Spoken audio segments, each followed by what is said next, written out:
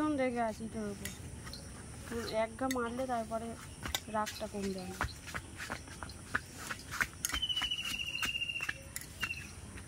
কাল থেকে একবার ডাকবো, যেখানে থাকিস চলে আসবি, যেন না আর বলতে হয়।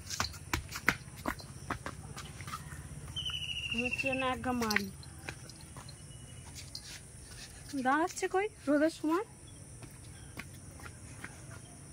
চল নিচে চল, কুস্তির হাত ছেলে নয়, নিচে চল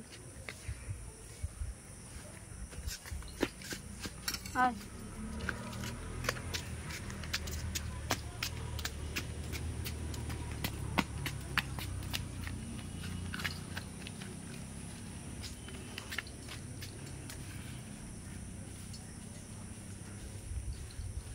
শুনতে পাসনি? শুনতে পাচ্ছিস না তো?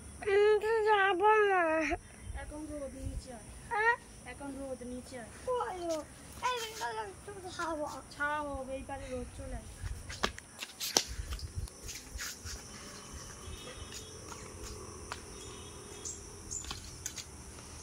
যাচ্ছিলিস